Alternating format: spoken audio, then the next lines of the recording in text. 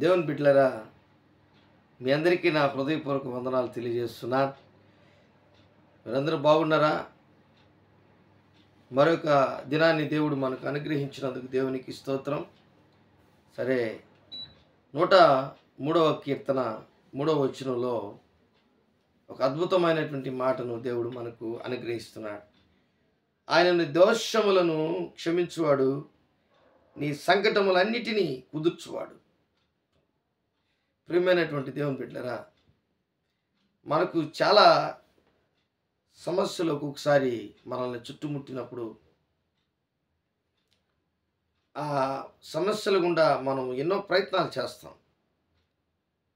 మనకు వచ్చినటువంటి కష్టములో నుంచి, ఆ కష్టములో నుంచి వ్యాధి కావచ్చు, రోగం కావచ్చు, అలాగే అనేకమైనటువంటి కష్టాలు కావచ్చు, ఇంకా మానసికమైనటువంటి రుగ్మతలు కావచ్చు, అది ఏదైనా సరే నీ జీవితంలో ఆ పరిస్థితిని, సంకటములను కుదుర్చువాడు దేవుడే.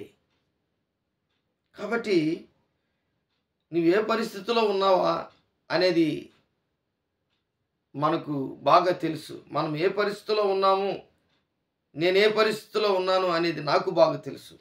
అందుకే ఆ సంకటములను కుదుర్చే దేవుని దగ్గరికి మనం రావాలి.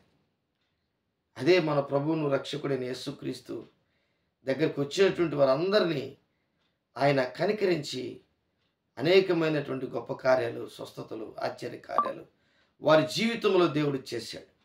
అలాగే దావీదు జీవితంలో కూడా ఆయన ప్రజలను బట్టి, దేశంలో ఉన్నటువంటి వారిని బట్టి ఆయన నీ సంకటములు అంటున్నాడు, నీ సంకటములన్నిటినీ కుదుర్చువాడు.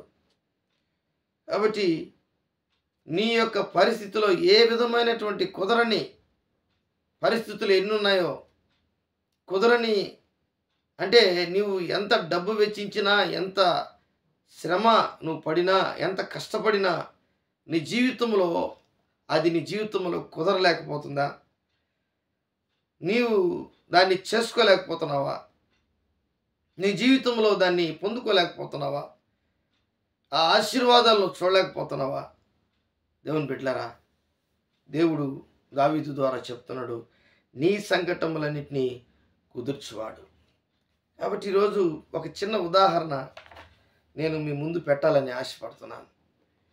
చూడండి, మార్కు సువార్త 5వ అధ్యాయము 25వ వచనంలో, 26వ వచనంలో చూస్తే, 12 ఏండ్ల నుండి రక్తస్రావము రోగము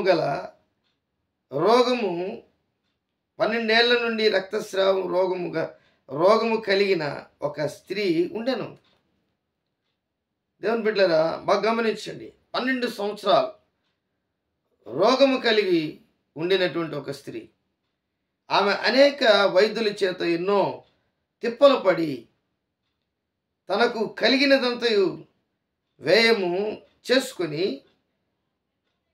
ఎంత మాత్రమును ప్రయోజనము లేక మరింత సంకటపడెను. కాబట్టి దేవుని బిడ్డలారా, బాగా ఆలోచించండి. ఆమె డబ్బు ఖర్చు పెట్టింది, ఆమెకు కలిగినదంతయు వ్యయపరిచింది, ఆమె కలిగిందంతయు కూడా ఆ రక్తస్రావము కలిగినటువంటి రోగమును పోగొట్టుకుంటకు అనేక మంది దగ్గరికి వెళ్ళి వైద్యము చేయించుకుంది. అయితే వైద్యము జరగలేదు, బాగు కాలేదు. ఆమె మరింత సంకటపడిపోయింది. ఇంకా నాకు ఇంతే, నా బ్రతుకు, నా జీవితం ఇంతే, నా జీవితంలో స్వస్థత లేదు, నా జీవితంలో ఇంకా ఈ స్వస్థత అనేది నా జీవితంలో జరగదు, ఇంకా నా జీవితంలో ఎన్నటికీ కూడా ఇది ఎంత డబ్బు ఖర్చు పెట్టినా జరగంది, అనేకమైనటువంటి వైద్యము చేయించుకున్న నా జీవితంలో జరగదు అనుకున్నటువంటి పరిస్థితిలో సంకటపడింది. ప్రియమైనటువంటి దేవుని బిడ్డలారా, ఒకవేళ నువ్వు కూడా అనేకమైనటువంటి కష్టాలు వచ్చినప్పుడు దాంట్లో నుంచి బయటికి రాలేక నువ్వు ఇంతే నా జీవితం, ఇంతే నా బ్రతుకు, ఇంతే నాకున్నటువంటి పరిస్థితులన్నీ ఇంతే నువ్వు అనుకుంటున్నావేమో. మన ప్రభువును రక్షకుడైన యేసుక్రీస్తు ఆయన సమస్తము చేయగలిగినటువంటి దేవుడు. 34వ వచనంలో 5:34 వచనం మార్కు సువార్తలు అంటాడు, అందుకు ఆయన, కుమారి నీ విశ్వాసము నిన్ను స్వస్థపరిచెను, సమాధానము గలదానవై పొమ్ము, నీ బాధ నివారణై నీకు స్వస్థత కలుగును గాక అని ఆమెతో చెప్పాను. దేవునికి స్తోత్రం. హల్లెలూయా.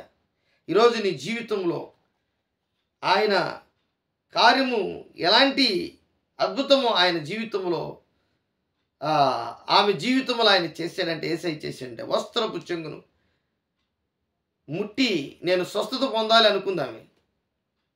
కాబట్టి ఈరోజు అనేక మంది యేసు ప్రభు తాకుతున్నారు, వెళ్తున్నారు, బాగానే ఉంది. కానీ నేను యేసు ప్రభు యొక్క దగ్గరికి వెళ్ళాలి, యేసు ప్రభు యొక్క వస్త్రము నేను ముట్టాలి, యేసు ప్రభు వస్త్రములో ప్రభావం ఉందని, అది నన్ను ముడుతుంది, నన్ను స్వస్థపరుస్తుందని ఒక విశ్వాసం కలిగి ఉంది.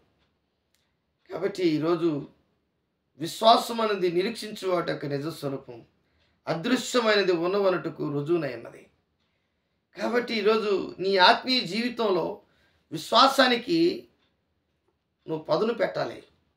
నీ విశ్వాసం అనే ఆ ఒక ఫెయిత్ మెజర్ని నువ్వు నీ జీవితంలో దేవుని వైపుకు తిప్పుకోవాలి.